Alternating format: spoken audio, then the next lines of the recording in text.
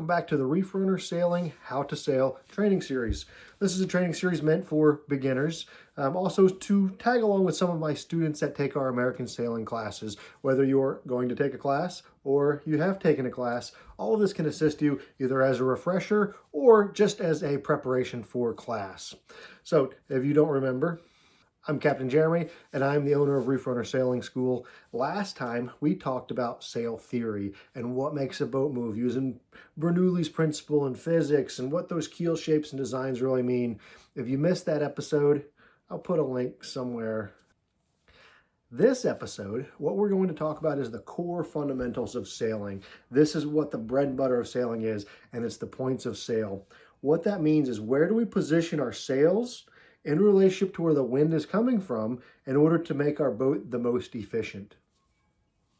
Now, I use the word efficient, right? I don't say we're going to make the boat move as fast as we possibly can, because sometimes as cruisers, that's not always the most comfortable way to sail, nor is it the most safe way to sail. Sometimes when we cruise with our 1-year-old, we're not pushing the boat to its absolute maximum speed. Sometimes when it's just me, I do push the boat maybe a little too hard, but everybody's a little different, and you have to figure out how you want to sail and how you want to do it. So I use the term efficiency. So we're going to move the boat at its best, at its most efficient manner, putting the sails in the correct position as to where the wind's coming from to make the boat move its best. So with that, the reason I like this so much, the reason I love the point of sail, is the reason that kind of caught me into the American sailing way of teaching is this is universal. The points of sail, that terminology, that no sail zone or in irons, or that close hauled, close reach, beam reach, broad reach, run, that's nothing new. That's nothing that the ASA invented. That's nothing that US Sailing invented. That's nothing that the RYA invented. It's been around for a long time. Case in point, I used to read the Annapolis Book of Seamanship before I started taking sailing lessons, before I became an instructor, before I became a captain, before I bought Reef Runner Sailing, and it was all the same terminology. If you go get on the internet and you Google points of sail, it's all going to be the same stuff. It's not created by one individual entity and going on. So, case in point, I found a book on my bookshelf, and this says How to Sail by Carl Lane. Fun fact, Carl Lane is my wife's great-grandfather. And this was written, I don't know when it was written, but the copyright on the inside of this is, you probably can't see it, 1947. And I was thumbing through to see if I could prove a point today, and I can. The points of sail are still, and I don't know if there's any copyright infringement with this, so the points of sail have words like close hauled. The ones that we don't really use say things like running free, but everything after close hauled they call reaching, until you turn to the next page and you start looking at where do you position those sails in relationship to the wind. And they have close hauled, close reach, broad reach, and then one we don't use anymore, broad off, which we call running dead downwind. So this is nothing new. It's been around for ages. If it was written by Carl Lane in 1947, then I dare to venture that it's been around for at least 100 years, maybe more. Anybody that's read the Master and Commander series, maybe you can leave a comment below and tell me if it's in those books as well, because I don't know, I haven't read them yet. All right, let's jump right into it. Points of sail. I said it earlier, how do we position our sails in relationship to the wind in order to make our boat move at its most efficiently? So let's draw our boat. Let's put a 360-degree radius around the boat, and that's just indicating where the wind can blow on any direction around us. And just for the sake of argument right now, we're going to put the wind coming from the front of the boat.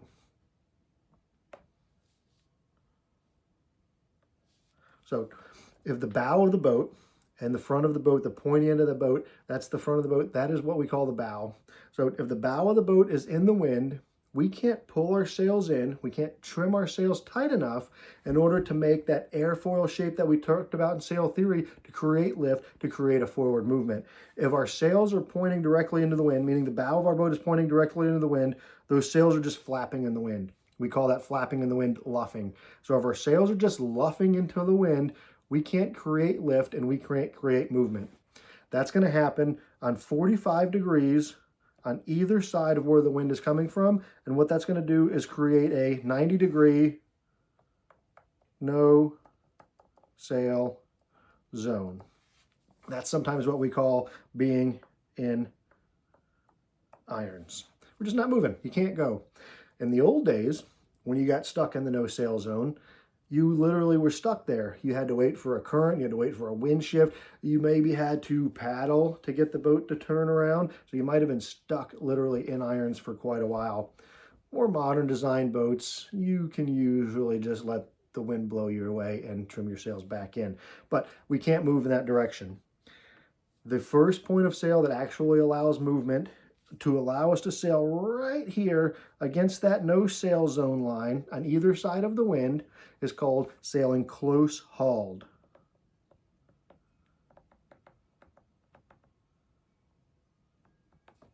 And sailing close hauled is a very inefficient point of sail. The reason I say that is when we get that close to the wind, our sails start to fill in, but the leading edge of them still have a little bit of luff on them. Conveniently, that leading edge of each of our sails is called the luff. So if the luff is just starting to luff, that means that we are sailing close hauled. That means we're not moving as efficiently or as fast or as quickly as our boat is capable of doing. We might do this for several reasons. One might be to slow the boat down.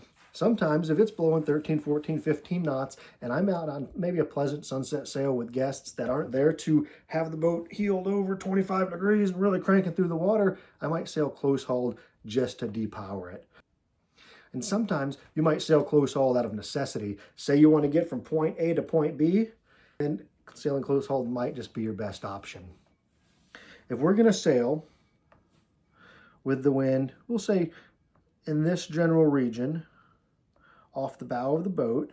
So that's our boat starting to turn away from the wind. We're probably 46, maybe 50 degrees off the wind or so. We're going to be sailing on what we call a close reach.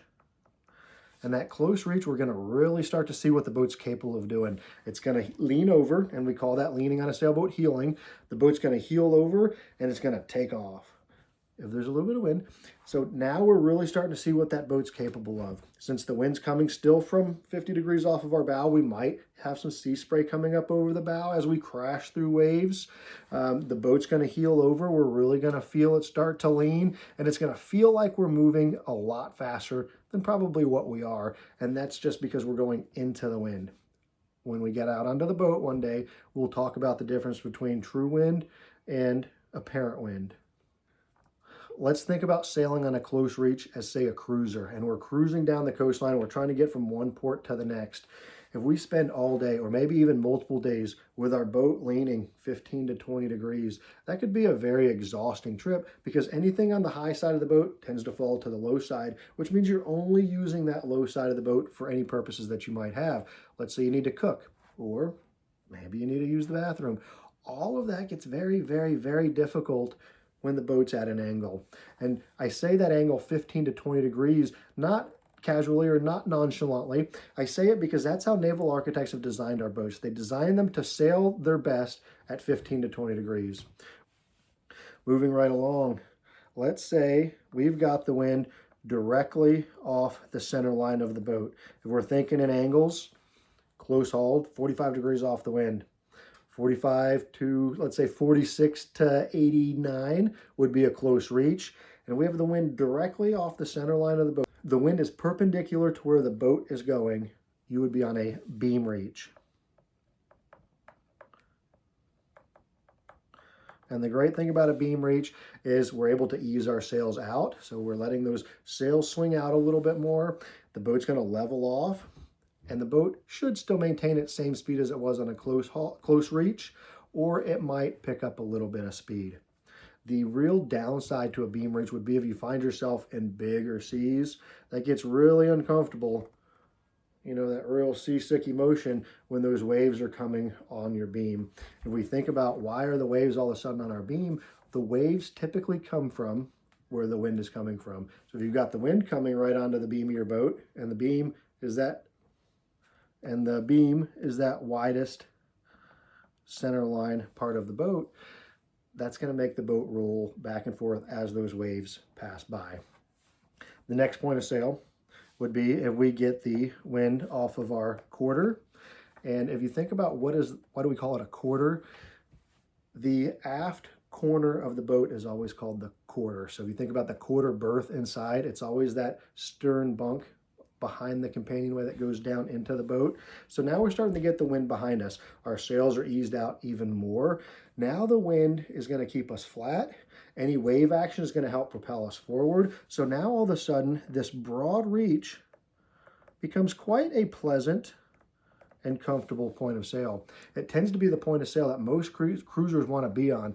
And if you look at some of those trade wind routes, some of what they call the milk runs, where it's an easy sail or a easier sail on big passages, it's usually a downwind course where you can sail on a broad reach or a run because the wind is behind you. When the wind is behind you and you're moving in the same direction as the wind you feel, the apparent wind, is going to feel like it's less wind, which means you're able to either put out more sail or have a quieter sail. And then with the boat being flat, you can go about your business like normal when you're not heeled over 20 degrees. And then that last point of sail that I like to talk about is a run. And a run is when we have the wind directly behind the boat and we are sailing dead downwind and we're just getting pushed along like we did maybe when we were exploring the world following those trade winds. All right, I was going to end the video there, but I got too excited. I went through my old camera reel and I found actual video and pictures of boats on each one of these points of sail. That's going to help really clear up how do we position our sails and how does the boat look when we start getting onto each one of these. So here we go. Here's close hauled. And you'll notice that sail on the very front of the boat, you can see it just start to ripple as I turn into the no sail zone. I'm now sailing on a close reach. You can tell that because look at the sails that are both trimmed in really tight. And I really like to look at the boom on this one. You see how close to the center of the boat it is? It might not be all the way in like it was on that close hauled, but it's not leaning out over the side of the boat at all. And then check out the degree of heel on the boat. The other thing we can look at on this video is you can see some wake coming around the boat. All right, look at this video. The boat looks basically level. Those sails, you can see the boom starting to go out over the lifelines. The jib's got a lot more curve in it as we've let it out a little bit. This is our broad reach. Those sails are eased way out. You can see as some of those waves pass us by, they look like they get a little bit loose and then everything settles in. The boat's flat. We don't see that bone in the bite. We don't see that wake around the boat anymore. And the last one. This is taken by a buddy of mine on Moondrift. He's getting some video of me sailing wing on wing. We've got a sail on either side of the boat. The wind is directly behind me here. Another fun fact. I just realized it's Super Bowl Sunday and the Super Bowl started 40 minutes ago. That tells you how much I love sailing. See you guys later.